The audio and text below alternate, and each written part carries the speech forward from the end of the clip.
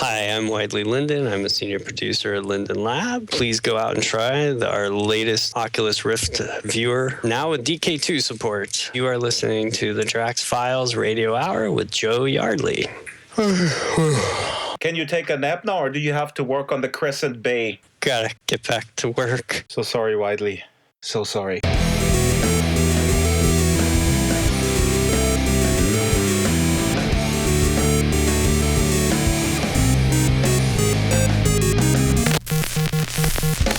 Hello there and welcome to the Drax Files Radio Hour with Joe Yardley. My name is Draxter Dupre. I'm here with Joe Yardley today, as usual. Hi, Joe. Hello. And a bit later, for the remainder of the program with double M-E, we will have a special guest, Justin Esparza, also known as Salazar Jack, who once resided in the forest of Caravel before he mysteriously disappeared. We'll have a long overdue meta discussion about SL past, present, and future. Joe, you and I ask ourselves these questions, about the relevance of SL, about the retention, about the perceived stigma all the time, but I think this time we have someone older and wiser. Justin's been in Second Life for 10 years, by the way. That is a long time. Much more on the show in just a few minutes, but first a couple of housekeeping notes. Please get in touch with us. The avatar is Drax Files. The Skype name is Drax Files. You can send us hate mail at radio@draxfiles.com. You can spill out everything that you need to spill in regards to your political persuasion. But do try and be a bit civilized about it. You can be rude without swearing all the time. I keep telling you that, Drax. I keep washing your mouth with soap. I'm washing my mouth with coffee right now, but I'm not I don't want to say that I'm condone hate speech at all. But if you feel strongly about a subject matter and feel that this needs to be put out in the open in any way, shape, or form, please use the blog. Let others in on your inner hate. Yeah, when people go crazy, they usually do themselves more damage than whoever they're attacking. You can support this show by either becoming a sponsor with your own banner or visiting the sponsors. Ping us if you'd like to advertise. You can also take out that very famous voluntary subscription of only $100 Linden per month. That's $25 Linden per show. That's like, that's less than they ask for at the public radio pledge drive or the BBS pledge drive. You can subscribe to Stitcher or iTunes. Now, Joe, this just in, the DK2, actually it's not just in because it was already revealed Tuesday and you heard it in the station ID. Yardley Linden, who was on the show a couple of weeks ago, project leader for Oculus. The DK2 works with Second Life. Yes, and unfortunately I don't have a DK2, so I couldn't test it. What the heck is a DK2? Is that a donut kit? No, it's a development kit for the Oculus Rift, and it's the second one, so it's a lot better than the first one. Just like Back to the Future Part 2. Can I get on with it? Thank you. Sure. According to those who have one of those and who have tried it, it pretty much wipes out all the dizziness experience, the seasickness. The graphics are a lot better, and I'm not quite sure what the word for it, but the tracking of your head movement is all a lot more fluent. And to be honest, a bit surprised that the Linden Lab made a viewer for DK2 because the commercial public version should be around the corner. Next year. So I think it's very important. Every other developer is developing for it, and they get their feet wet. Go back and listen to talking to the audience here, to the interview with Yardley Linden. I'm glad that they're on the ball. I wish they would be on the ball, which they can't be resource-wise with a lot more of the devices that come online, just sort of to be experimenting with it for the new world that they're building. So our friend Ben Lang from the Road to VR blog has a write-up on this, and it's interesting because he wrote that Second Life is probably the largest user-created virtual world, and I tweeted back to him and said, probably.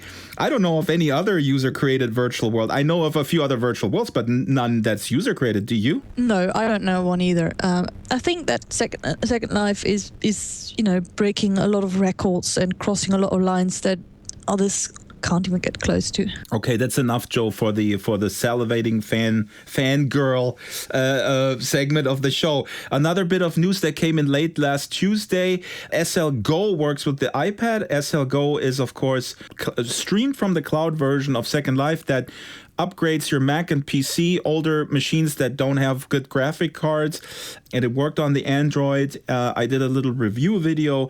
And, as I've said before, I'm not a very portable kind of person. But I'm going sailing this weekend, and my mother has an iPad. Oh, you need to film some of that stuff. Sailing with the iPad in the 20s. Well, the sailing boat is from the 1930s. So with SL Go, I caught up with Dennis Harper, Senior Product Manager at OnLive, and he kindly answered a few burning questions about the service. And I asked him the hard-hitting questions. That's not a softball. It took them over 5 months to get it going on the iPad. Dennis, explain yourself. The iOS was actually a completely different product. When you play SL Go, when you see screen, you'll see the little virtual controls that are displayed on the screen. That's actually done inside of the actual client that runs on the device. It's not done in our streaming cloud stream. It's done actually on the device itself. So on Android, it's the same thing. The little V-pad controls are on the client device itself. So what happens is it becomes a completely a complete rewrite of the code to implement that particular feature of the mobile device on a new platform. That took a long time to do that. And then in addition, there are certain interactions that happen between the client device and the actual Second Life stream itself. For instance, if you put your finger inside of a text field inside of SL Go, you'll notice that the keyboard will come up. And so in order to do that, what we had to do is we had to write a piece of code in Second Life to say that whenever a text field is highlighted, send a signal to the client and tell them to put the keyboard up and so that I can start typing. That particular feature actually caused a lot of little bugs, and the keyboard was coming up all the time, and it took us a long time to figure out why Second Life was giving us some sort of inaccurate indication that the text fields were being actuated. And just to make sure that I understand it, so this you had to manipulate the original Second Life code for that. That's exactly right. So what happens is now, in other words, there are very, very specific platform-specific changes that we needed to make to the iOS product that did take some time to do. And then there was a pretty involved QA process, and then it actually went into Apple, and then they reviewed it. And if anybody's ever been through the Apple review process, it can be extensive. I've heard the rumors, but now I have confirmation. They were asking questions about, for instance, the little store button inside of Second Life, right? And they were saying, what is this store and how do you go buy things? And the answer was that the store actually is a place where users transact with each other, right? OnLive does not take us a dime of that, and we don't participate in any kind of user-to-user transactions. And they kind of scratched their head and said, okay, you're passed. So they were thinking that this is an in-app purchase situation of a virtual good that you guys basically sell down to the consumer. That's right. They were thinking that we were selling something inside the application, which we weren't. People have been pointing out the letterbox. What is that all about? Our cloud servers stream at a 16 by 9 HD resolution. That's what you're seeing when you see it on the iPad. You're seeing it as 16 by 9. And on an Android device, they're actually built in a 16 by 9 resolution, so it becomes full screen. So when we put it down on the iPad, it became smaller. We're actually looking into a way that we could actually adjust the aspect ratio so it becomes of a much fuller screen. But that's a pretty technologically difficult thing to do because it's down inside the hardware chips of our cloud servers, and so there'd be a pretty big effort to do that. So we're still looking at doing that, but we wanted to get this thing out. We wanted to get SL Go out on iOS really as quickly as possible. So we decided to defer it to another time. It's good that you mentioned it because I think people who are not familiar with how the technology works, and it's sometimes fascinating if you remind yourself when you're basically at the controls that what you're doing here, what your eyes are getting back is basically a movie of the experience, which is remotely rendered and then streamed down. So you're watching this movie. I'm just really floored how smooth it really responds. Think of if you're watching a Netflix movie on an iPad, you get the same kind of experience, right? It's an HD resolution, kind of with a widescreen kind of letterbox look. You can actually select to chop off the sides of it if you want to. But we can't do that on the video game because that's where your controls are and stuff like that, right?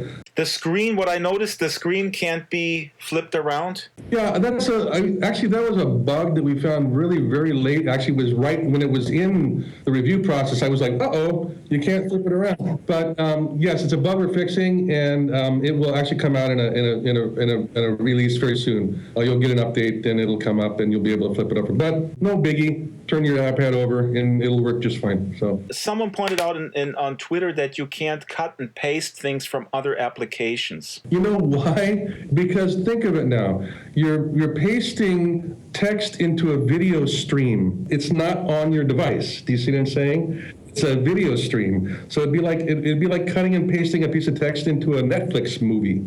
It's not going to take it. However, you can input text into this thing because obviously you can chat, right? But we had to actually write special code into the Second Life application to do that. We had to actually say, if in fact someone has highlighted this text field and the keyboard has come up, take the keyboard from the device and populate this little field with all those letters coming in. So a very, very specific way we had to do the text for the SL Go. This is really kind of mind-boggling, albeit entertainment technology. It doesn't solve world hunger. If there's any resources available, I would do the cut and paste, and I would also, and I don't know how feasible that is. Just a couple more questions.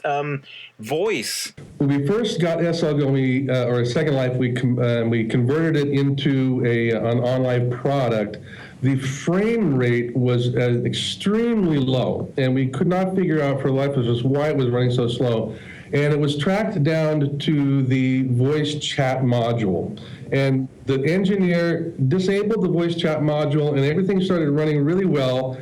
And since then, no one's ever gone back to it. So that's really the story, is that it's not that we won't put it in, it's that it didn't work at some point, and we just never got back to putting it in. That, to me, is the ultimate experience, is if you could voice chat through your mobile device. That would be awesome. So certainly, definitely on top of our backlog on the roadmap. If anything costs anything, people are going to complain, why should I pay for something? Why should they? $9.95 per month? $9.95 per month for unlimited use, by the way. You can use it day and night, and with no extra charge. One of the reasons is because OnLive as a company is an extremely cutting-edge piece of technology. Essentially, we have rows and rows and stacks and thousands of servers that are in the cloud, right? And each time you connect to SL Go, you actually get a complete server. You get your own machine, and it's not shared with anybody else. That is a supercomputer in the cloud that you are connecting to. Yeah, it's a piece of hardware. There's bandwidth. There's huge bandwidth pipes that are going back and forth.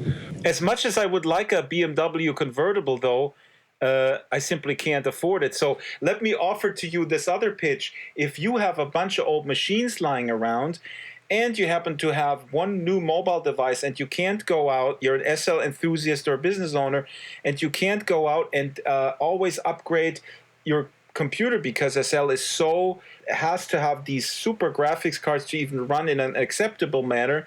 With OnLive SL Go, you can upgrade your existing machines and have a super SL experience. Another analogy I had, you love pizza. Say someone across the town, it was pretty far away, they got free pizza for you. And you have as much as you want, you can eat this free pizza, right? But you got to get it to your door somehow, right? And so you got to have your delivery service to get it to your door. Well, the guy he's got a car, and he's got gas, and he's got his time. So it's going to cost you a little bit to get that free pizza into your house so that you can eat it. And there's a delivery service. OnLive is a delivery service. Certain countries are not being served, and you could try to explain this briefly. A guy from Australia says it's not available. Germany, and we had a chat once where you also opened my mind about how complex certain local regulations are in terms of video game ratings. SL Go, it's really a component of our OnLive service. But we focus our servers and our data centers in North America, Canada, and in Western Europe. If you're pretty far east into Russia, and then in the Pacific, the Asia Pacific region, you could still connect to us, but you're not going to have a great experience. While the product is actually available in those areas, it's not going to be a great experience for those people to play it. But to answer your other question, Germany is unfortunately off limits to us right now. The problem is they have very restrictive censorship rules that do not allow video games to display any kind of blood or ultra violence in them, which basically removes about 90% of our products out of Germany. So, and also what happens is we're a distributor of video games. And the publishers that we work with have specific laws about not publishing their games in Germany.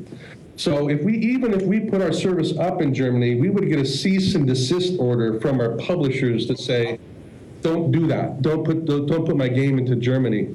And until we have a way to actually limit a game-by-game distribution into a particular locale, we're going to have to eliminate Germany. Because what happens is, if you sign up for an SL Go account, you actually have an OnLive account.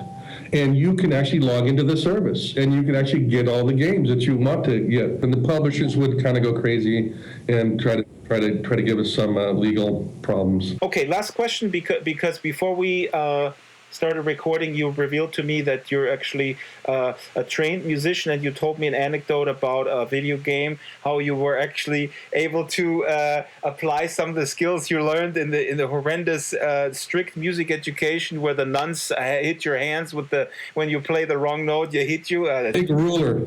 So what did you do tell me the story. Yeah, so I was trained as a professional classical musician, and learned composition and scoring, and keyboard training and all the rest of the stuff. I probably played every instrument in the orchestra at one point or another.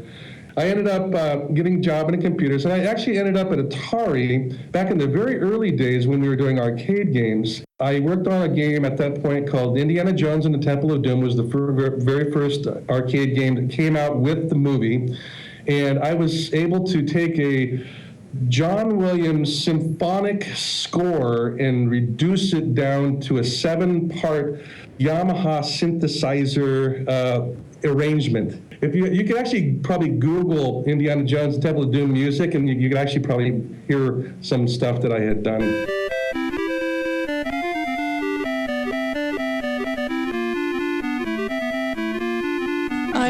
I remember that game. I played that game. That was a fantastic game. I got Harrison Ford to do whatever I wanted. I was a very happy little girl. Maybe Harrison Ford is in Second Life. Who knows? That'd be a nice story to have. Playing a 20-year-old blonde. We should talk about that in another episode, about the possible celebrities who use Second Life. For instance, we've got Daft Punk who are in Second Life, and they don't mind telling people about it. They are? They are. And I didn't know that. That's awesome. And if Linden Lab contacted them and asked them to be part of an advertising campaign. Exactly. That's what they should be doing. That's right. Without actually telling the people in the world who they are in Second Life, they could tell the world that they are in Second Life and why. As a matter of fact, Linden Lab, why not just cold call all agencies that represent actors or other creatives? Just cold call them and say, listen, I am XYZ from Linden Lab. We're the makers of Second Life. Do you know if any of your client is active in Second Life? We would like to talk to him. That might take you a day or two, but that will be worth it. And Drew Carey responded to a Twitter question if he was still in Second Life, and he said yes. All right, so VR in space. You mentioned VR in space. The depression can be prevented, apparently, to have Star Trek type holodecks. That was in the Daily Mail, an article. It's pretty obvious, but it's always interesting when it's written about in which in the biggest online newspaper that there is at the moment, no matter how awful it is. But it's common sense. It's something that you'd expect. Well, of course, this is also something that we know from Second Life, even without the Oculus, for a long time, how this can be, invigorating and a real positive emotional experience to immerse yourself in a shared environment. Dartmouth College Digital Arts and Innovation Lab is teaming up with NASA, and they get funding from NASA to put this together. And the Dartmouth professor here, my accent, says virtual reality can trick the brain and make people feel as if they are in a variety of beautiful settings, such as with their family at home. Yeah, because you can sort of understand that some people may go a little bit loopy if they're in a little tin spaceship for months or even years. I said it before, it's just people forget what Second Life has done over the past decade to empower people with a virtual world without the Oculus. And that sometimes, I don't want to be nitpicky here with a great journalistic endeavor like the Daily Mail, which obviously has very, very high standards. And I'm just a lonely podcaster here. But it would be nice to provide some context and say, virtual worlds have been around for quite some time, but now is the time that they're growing up, possibly with the hardware that is available, blah, blah, blah. I mean, if I were an editor at these entities, I would probably tell the reporter to maybe provide a little bit of context. Yeah, but it's the Daily Mail. Right. We had an interview with Jackie Mori, of course, a few weeks back, and she also works on a project that helps astronauts, be in a virtual setting and communicate with their family. This is a project with OpenSim. We're going to link on the blog to that show. It's a really interesting show. Jackie is always at the forefront of what's happening in virtual reality. I'm going to gloss over a couple of things here because we want to get to our guest, Justin Esparza. We have a bunch of new gear or news about gear that's been around. Talk about Zeiss. Carl Zeiss, who was born in Weimar. I love Zeiss. I've got a Zeiss camera from the 1920s. Zeiss had a thing called the Cinemizer, which I looked up on their website. You can fly drones with it, by the way, camera drones. But now they have a thing called the Zeiss VR1. Yes, and I have to say that this is the very first VR headset that actually looks good. You mean design-wise, like aesthetically, you mean? Like nice white and clean design, yeah? Yeah, very, very German. I hope that one day we're going to get headsets that all look like that. I don't know. We have no idea how it works or if it's better or worse, but it's definitely in the category of mobile devices because you basically slide in your mobile device and I guess the compartment is modifiable so you can slide in mobile devices of different sizes. So this is interesting. The Zeiss VR1 apparently is going to cost $99. I want one. All right, so next on the agenda item, Joe, there's a weird blog post in the Tools Technology section of the Second Life official blogs, and it's called The Sky Over Berlin. Yeah. And of course, you read that and you go like, well, Sky Over Berlin? And then what happened? In the entire article, there's no mention of Berlin. It's just weird diagrams and lines and HTTP and things that both of us don't quite understand. No, I mean, it has something to do with Linden Lab switching to a new way of loading stuff and resin textures and meshes and that sort of thing. And it looks like they're going to improve these things drastically. So everything in Second Life is going to load a bit faster, which is, of course, really good news. If I understood it correctly, listeners, if any of you actually understand what this is about, please do let us know. But yeah, I love that it's called Sky Over Berlin, but I have no idea why. I mean, we've had Lindens running around Berlin for quite a while, and some of them more recently. But But why? I think 1920s Berlin is probably the number one place on the grid, on the live grid, to stress test when they sort of want to implement something. You're like, okay, this works here on the test grid. Now let's test it in the real world.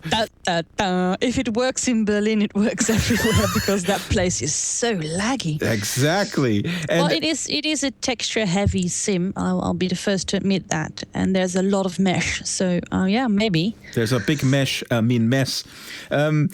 So this is about how stuff is being loaded, how the system makes use of the network resources. And Monty Linden is the one posting here. And Monty Linden, we had him on a while back on the podcast. He's a great guy who works with the non-sexy stuff in the engine room, basically. And I think this gives us an opportunity to invite him back on the podcast, which is cool, to explain things for the common people. to us dummies. Moving on, today I wanted to talk with Carl Kranz, the organizer of the Silicon Valley Virtual Reality Meetup, about Cory Andraka, who was scheduled to speak at their meetup last week. I don't have to reintroduce him every week, I don't think, but he didn't speak, so we will postpone our analysis with Carl once Cory has spoken, because I'm pretty sure that he will reveal at least a little bit about what they're working on. Well, and the virtual reality war is about to begin. It started with a lovely renaissance and everyone was creative and happy.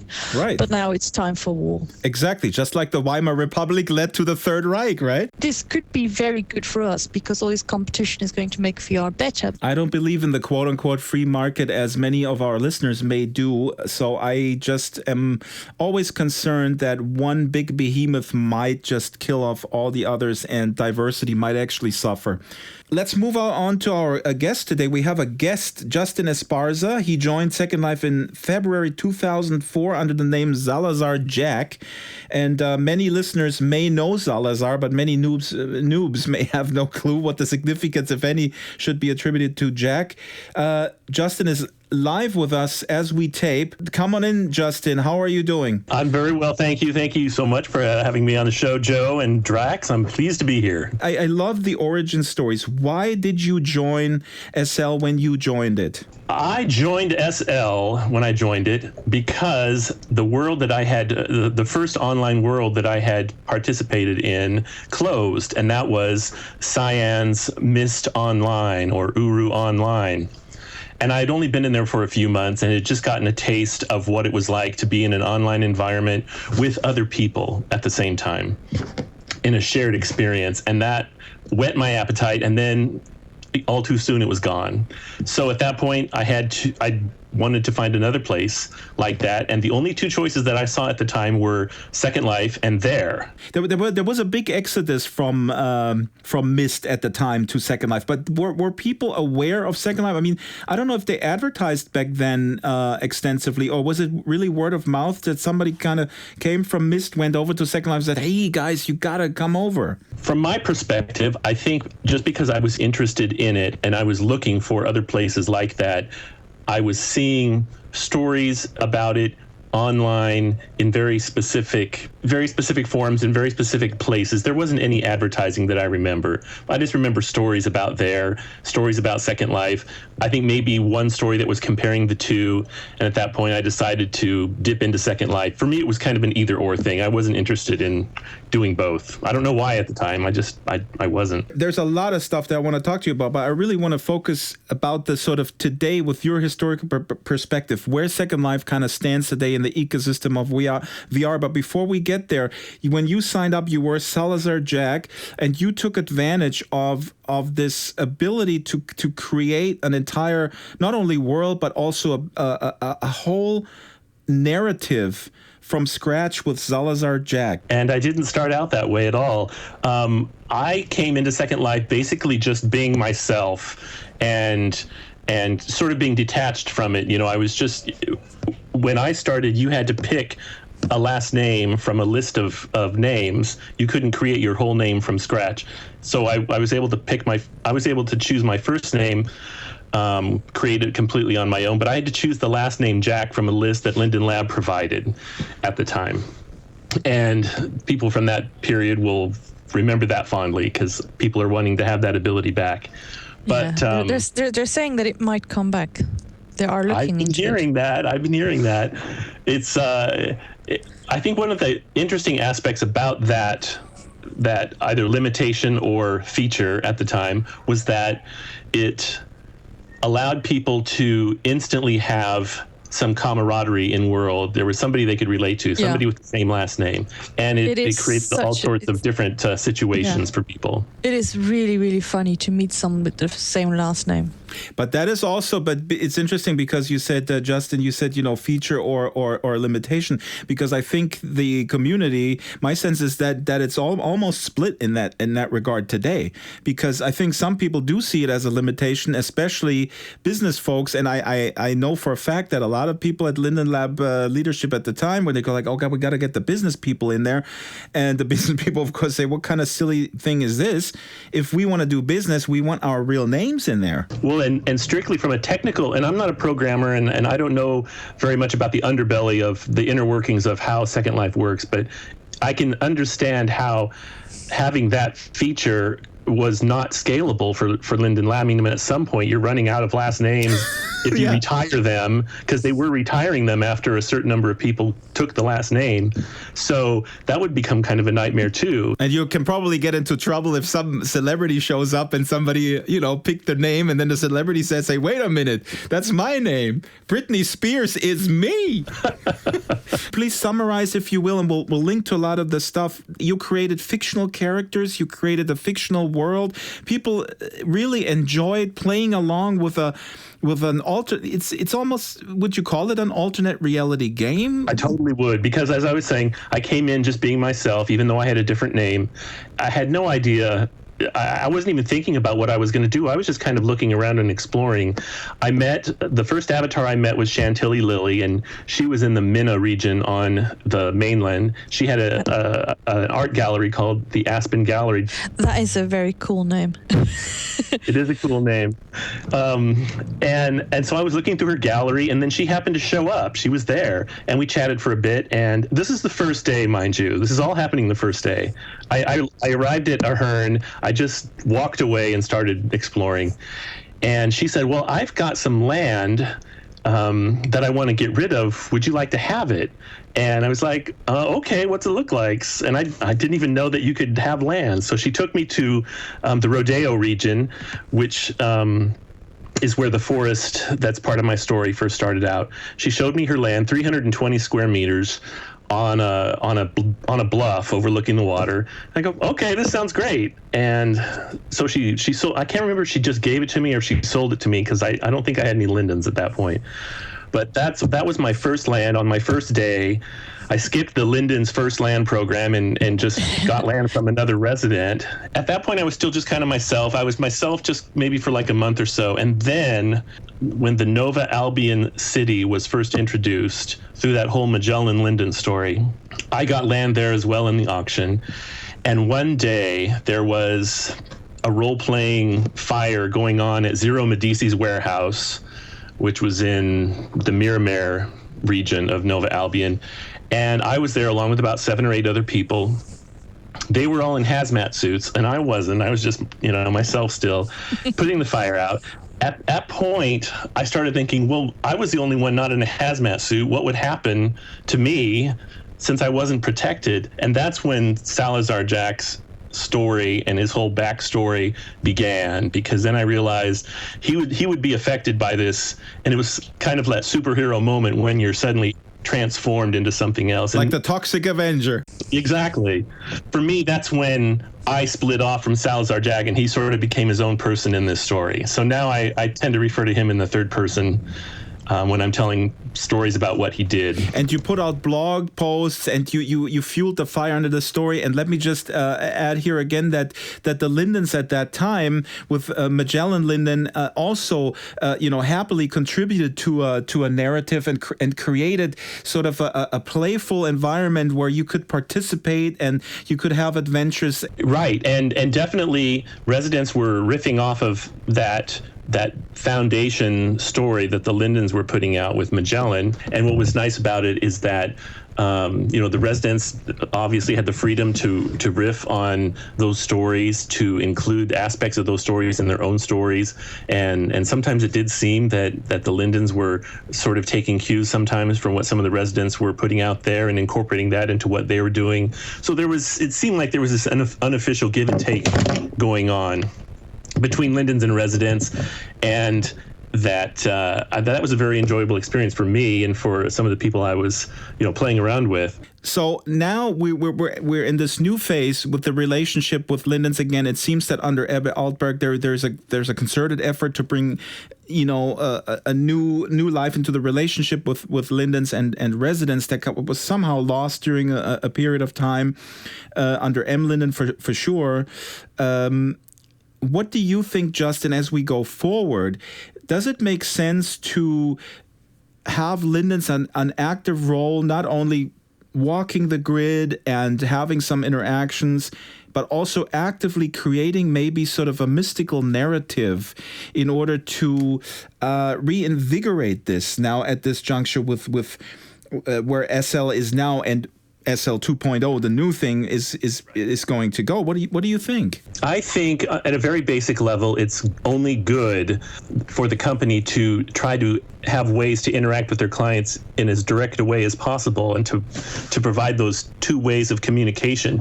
And because they're a virtual world, being in world and doing that directly would be ideal. But I also don't want it to be, as far as creating a background narrative, I think what they've done in the past is a good example of what they should continue to do in the future, is to provide an example of doing that in world, but don't be totalitarian about it and force it down everyone's throats. Just let it be out there for people to discover and experience if they want to contribute to it in their own ways.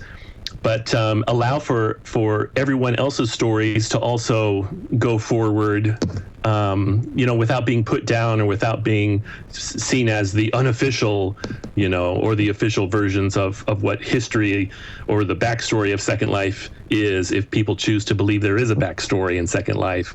Because for some people it's just an online place to do stuff that they're just kind of augmenting their physical world with, and it has nothing to do with fiction or narratives or stories or lore or myth or any of that.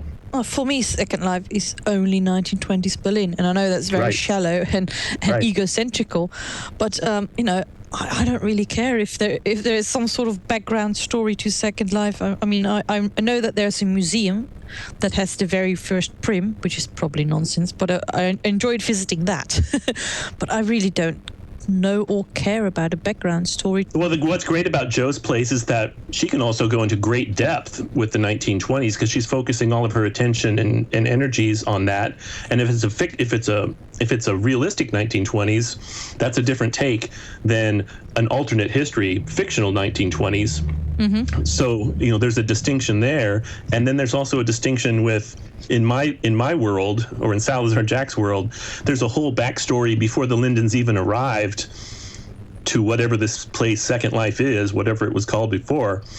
And then there's a more realistic history of Second Life that starts with the first prim that Jo was alluding to. And here we are at the basically again summarizing the biggest strength and the biggest weakness, if you will, in terms of how do you advertise Second Life. About Second Life is it's the breadth and the opportunity that you can do whatever you want. So what do you guys think when Ebbe talked about, and I don't think he said that they will outsource the onboarding completely. I think he just mentioned in that recent interview that they will focus on vertical markets, give them some agency over how they actually onboard people, how they bring their own communities in. I guess technically that would work with the new Second Life, maybe with a branded viewer experience. I'd really like part of that idea because, if I could invite people to visit 1920s Berlin through our website and they download the viewer, and when they start it up, it looks 1920s.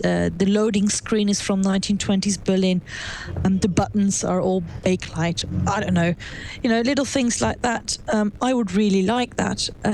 But I also still think that there should at least be the option to get some of the basic instructions for Second Life on the website before you even go anywhere. Justin, I want to have your take, because you as a role player, then you could have agency over your experience and bring your people in with that experience. Do you think that's a good idea? I think the Lindens should continue to provide their own version of the welcome area or how to use Second Life. They should have that as like a baseline, but they should also provide an easier way for residents to develop their own venues, to allow them to bring people into their own experiences directly with the support, behind the scenes of Second Life. Because I'm not a programmer and I'm not a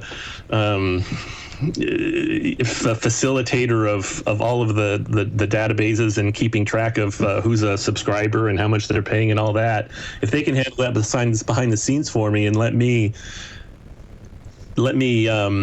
create that initial experience for brand new users in the forest of Caravel's mythos, that'd be great. It's great that you said it, because I kind of read between the lines when Ebba said that. I think that's exactly what they're trying to do, that they actually provide you with the tools to basically run statistical tools just like a WordPress blog. Then you can see how many people are in, how many people stick around, and then they have that data as well, and they can kind of analyze that data and see, hey, wait a minute, these guys are bringing people in this way, and this kind of works, so maybe we can implement that elsewhere. And I've been reading a couple of responses from people who run large regions who've had that gateway experience in the past and how difficult it was to manage and maintain.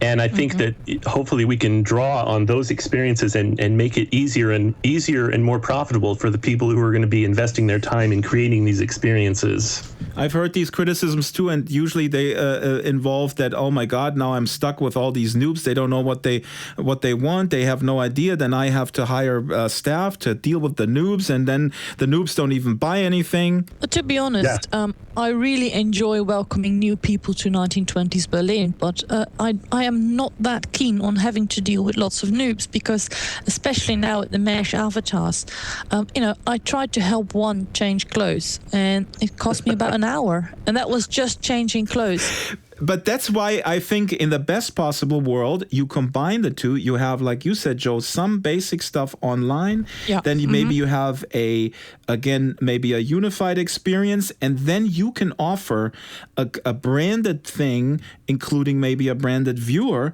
that is under your control. So people don't come in naked, unable to talk. They already come in dressed, and they can kind of coherently say a sentence. If you are, for instance, involved with education, work for schools, and you get to design your own viewer, you could possibly remove all the teleport options, and that would mean that they can't get out of the classroom. Yeah, and that means that that's cruel, unusual. Well, that means that it would be safe, that you can invite your entire classroom into a sim and know that half of them don't vanish into a XXX cinema theater in another sim. Can I have this part of the armrest, Joe? Because you keep hogging it.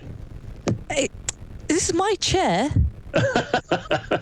Since we're talking about all these other issues here, onboarding, what is your take on retention? What is the secret sauce to increase retention? Wow. When you came in, you had an engaged person, a resident that took time. Again, maybe that is not the answer, because it takes time and you need human resources. I think it's going to be different for everyone. I don't think I'm like the average person surfing the web and trying out a virtual world who just wants to come in and look around and have it completely be easy, because to a certain degree, I like some of the complexity and I can deal with it. But there's a lot to deal with when you're trying to be in Second Life and interact with people and interact with objects and have it all be seamless and flowing easily, and that can get frustrating. And so, oh boy, I don't have an easy answer for that. I think managing expectations is a big thing for Linden Lab as to what the experience is going to be for people when they first come in. There's so many variables, and with the addition of the virtual headsets, I mean, there's going to be a shakedown period for those as well. And and people adjusting their building styles. It's crazy. Somebody playing cards there in the back? Not me. Okay, I am not shuffling my Post-it notes at all. I'm putting them down. That's what they do on Fox News radio. I like the little microphone on my Android tablet, though. It's very sensitive. Justin, what do you think about the welcome experience? I mean, what needs to be done? Is there a quick fix? Is there a magic formula that nobody knows but you? What would you do if you were in charge? Well, one, allow an easier way for residents to build their own welcoming experiences alongside the official Linden one. I really like some of the ideas that Joe had. I think she's voiced in the past about having it web-based. I don't know if she talked about it just being for the particular user and not having to deal with other users at that moment or not, but it would make it easier, I think, if you could go through it on your own without those distractions. Yeah. And then allowing residents to have their own welcome experience so that they can customize it for themselves. I haven't experienced a welcome experience myself for quite a few years. So I remember my original one. I remember when they did an overhaul of it, and there was this four-way welcome experience with a castle and something else. So I guess that's about the extent of my answer. What do you think of a tutorial HUD in-world? That is optional, but something that steps you through the basics, maybe even with recorded voice. If HUDs work, and I know when they were first introduced, they had some of the same issues as just textures loading. Your HUD wouldn't, because it basically a lot of it is textures, your HUD wouldn't load, and that just made it confusing. So if it was a consistent and reliable thing, yes. If it was part of the viewer itself and not a HUD that you could turn on and turn off, that would be great. Somebody has a cell phone interfering, and it's not Joe because she lives in the 20s. It is. It's a hard drive near my computer that vibrates my desk, and so it's stopped now. I have lots of interesting little noises in my area. Vibrating desk. What a pervert. It's reading and writing, and then it vibrates everything. Sorry about that. I also want to ask you about what do you think, where does Second Life stand in the ecosystem of virtual reality right now? The virtual reality renaissance, the term virtual reality is on vogue again, thanks to Oculus. We discussed this ad nauseum. What do you think, is Second Life still relevant? How can Linden Lab capitalize on this? Does it annoy you that in every article, Second Life is either not mentioned or mentioned in a negative way, which does annoy me personally? Who's got the most experience running a virtual world for the longest time? Second Life. Hopefully they won't have to go through those from scratch again, that there's some way that they can go back and research and see, have we done this before and what were the problems? Plus they've got a lot of fresh new blood in there and new ideas, and if they're listening to customers and finding where they need to focus their attentions so that they can provide the best possible service to the broadest possible users. And if you don't need a lot of virtual land to create your vision, then it definitely is very close to being free, because you can, create your content and maybe rent a small space somewhere if you need to have an in-world presence for it. But you can also just put it on the marketplace and make money that way. Well, how should Linden Lab deal with the pricing issue? Because land, it's been discussed ad nauseum that the land pricing model or the business model surrounding land doesn't really work. What do you think they should do? Should they give away land for free? Maybe. I mean, in a way, Minecraft is doing that, if you will. You buy the software, but then land is essentially free. You can buy a server, but you have land. Part of it has to rest with the residents themselves. If they want to create a certain type of experience, they've got to be able to make that pay for itself. I really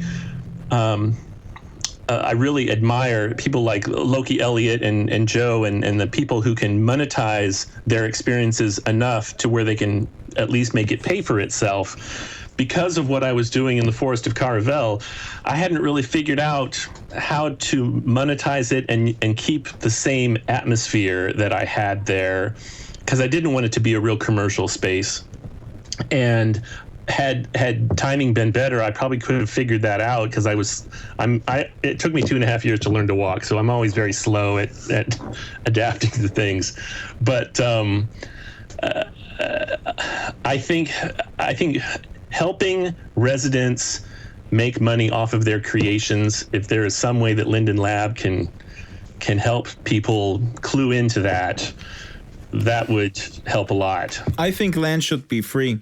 I think they need to make money elsewhere, maybe with a tax or something. Or at least cheap. Land is too expensive. Yeah. But if they change the land model now, people who have made money off land will get pretty pissed. So SL 2.0 is a good opportunity, again, with that, in regards to that, also to have a blank slate on that one. With Dropbox and with iCloud and with all of these cloud services, you get a certain amount of server space free. And I don't know what the equivalent would be in Second Life, but obviously with things like High Fidelity that are coming on board, we're going to see a lot more competition for people. It's going to be more mainstream, a little more mainstream than it is now, and their prices are going to have to adjust for that. I want your comment on the importance of a virtual world that is free to do what you want versus the streamlined games. That whole idea of being able to create exactly what you want is so incredibly powerful, and Second Life has always come so close to providing that in such a free and open way, being able to make your avatar look any way you want, and you can, if you have the skills and the patience and everything, you can build whatever it is you want to and attach it to yourself or create a vehicle and ride in it, and pretty much it's like, lucid dreaming. You can kind of create your dreams and manifest them and interact with them and have others interact with them. And Second Life has done that so well, and will, I'm sure, continue to do that well with whatever it's doing. But that is something that not many other virtual worlds allow you to do with the freedom that Second Life does it now. I don't even know if any other one exists right now, and I think that's the strength that Linden Lab is aware of that they have, and that's what that card they need to really play hard and aggressively in the metaverse wars. It's certainly easier to use a lot of, like, for me, a lot of times I'll just use pre-made content. Like if I'm trying to do some kind of aspect to the story or some kind of an event, I'll just buy objects that other people have made that fit in with what I'm trying to tell. But, with things like Project Spark or other virtual worlds where the content is pre-made and you kind of you make things out of it, to fit your own imagination. It's still somebody else's content that you're using. And so there are some limitations to what you're doing. But I think what you're mentioning here, if you actually purchase in Second Life something that somebody else made, that's the most beautiful way that I can think of to stimulate the economy and to have actually a system. It's akin to a barter system. Exactly. This is buy local in the digital realm. This is the best way we can actually, in my socialist communist mindset, where a lot of people think that I want to take over the world with my ideology, which is ridiculous. So I'm making fun of it. That's just one aspect of Second Life, being able to buy content that you want to use from somebody else. But think of all the situations that can arise out of that. You may develop some kind of a relationship with that vendor. You may collaborate on something. You may say, oh, I've got some specific avatars I'd like to make. Can you make them for me? I mean, there's so many possibilities that can grow out of just those types of interactions. I'm always bothering people to make scripts for me because I can't. Scripts make my brain cry. This cannot be overemphasized. This is exactly the key. That the system allows you, or the world as it is structured, allows you to come into contact with people of similar interest and engage in a creative relationship, and not just in a passive consumer type behavior. And sometimes those situations happen when you're at the same event together in world, and you just happen to be standing next to someone and say, "Hey, where did you get that jacket?" or whatever. Or you're right. How else would you have that kind of an experience? Joe is just right clicks and says nothing, and then I just go and spy on them. That's like peeking at somebody's label. We're so running out of time. Last question, Justin. Do you think the stigma is as bad as we always think it is. The perception that SL is the seedy underbelly of the internet. I maintain, Joe and I disagree on that a little bit. I maintain that a lot of people have absolutely no opinion anymore. They may have forgotten, or they kind of just totally missed it. So in a sense, it's an opportunity to position yourself. If you yourself in your own head kind of try to shed that stigma, or at least the perception that everybody has already an opinion, or that you have that sort of marked on your forehead, crazy Second Lifer, run away or something like that. Second Life is just like the internet. I mean, if you want to find something, no matter how sordid or how positive or how innocent, if you want to find any of that stuff, you can find it if you look for it. But if you don't want to see it, you're not going to see it for the most part. Linden Lab is, especially with the introduction of this venture that they're doing with this next generation of virtual worlds, they do have a literal clean slate. They can control their story of what it is and what it can be used for. There's going to always be that element that is going to be, negative about it. They don't have to dwell on it. And if other people who are using either Second Life or the next version of that product, if they're more vocal about what they're doing, then that's going to get added into the mix too. So probably Linden Lab has to be a little more proactive about putting out the type of stories that they want out there. Be proactive about creating your own narrative. Yeah. Just like the narrative of Salazar Jack or Magellan Linden. Up until now, I mean, it's I can understand how maybe they were focused on creating the world, creating the technology, and, maybe not so concerned about what the marketing message was to the general public. But now I think that has to change. All right, we're running out of time. Justin, it was really awesome to have you on the show. Thank you. Joe, last word. What will you be doing this weekend? I'm going to go sailing, and I'm going to go out to dinner. Oh, you mean in Second Life? No, I mean in any lives. Don't drop that iPad with SL Go on it in the water, if you will. I'll try. I'm going to see and hang around 1920s Berlin even more, because I keep missing Ebbe. He keeps visiting my sim, and I keep missing him because I dare to go to sleep now and then, which is so stupid. I will be not in Second Life this weekend because I'm completely obsessed with Terry Gilliam's latest movie, Zero Theorem, and I'm going to watch it for the 10th time. I think it's a marvelous movie. I'm a big fan of Brazil, but this is in a way, I wouldn't say better. It's as intense in a very different way as Brazil was. It is so timely. There's very little plot, but the meditation on the themes that are relevant today about connection, about communication, about virtual reality are so incredibly well visualized in that Terry Gilliam kind of way. You were saying, Joe? I so didn't like it. Oh my God, we have to do an entire show on this movie. I'm a huge Terry Gilliam fan, so we'll go and have a fight outside in a minute. Forget everything we talked about this hour. Just comment on Zero Theorem on the blog, and we will pick this up next week, and it's all gonna be, and I'm gonna try to get Terry Gilliam on. Maybe he's in Second Life. Yeah, get him to confess that he's in Second Life and then do advertising for the Linden Lab. This is why I like the movie so much, by the way, because it is an ambivalent look at virtual reality. What it shows to me is that he's very ambivalent about the dangers and the plus side of virtual reality. I have not seen it yet, but now I'm intrigued. Oh, you gotta watch it, Justin. I mean, whatever you think, I think this is very relevant to the discussion, including what we all, love, which is virtual worlds and virtual reality. All right, that's it for the show. We're going out with Caledonia Sky Tower. She sent in some audio, and she's talking about the Boo Fest. It's a celebration of stories, and it all benefits the Feed a Smile, Live and Learn in Kenya. Feed a Smile at the Lavender Field. Here's Caledonia Sky Tower. We'll have the slurl on the blog. The Boo Fest is imminent. Thank you so much, Justin, for coming on the show, and goodbye, Joe. Auf Wiedersehen. A little while after the night had fallen, and everything had got very dark, one of his boots began to move. It got up off the floor and gave a kind of a slow jump toward the door. And then the other boot did the same, and after that the first boot jumped again, and thereupon it struck the man that an invisible being had got into his boots and was now going away in them. Enjoy spooky stories. This year's Boo Fest has dozens of them. Sunday, October 19th, beginning at 10 a.m., Second Life time, storytellers from across the grid will gather at the Lavender Field to share scary tales. Boo Fest is free, and all tips go to benefit Live and Learn in Kenya's Feed a Smile program.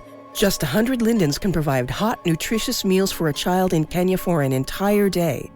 So get your spook on and join us. For more information on Boo Fest, visit storyfest2011.blogspot.com.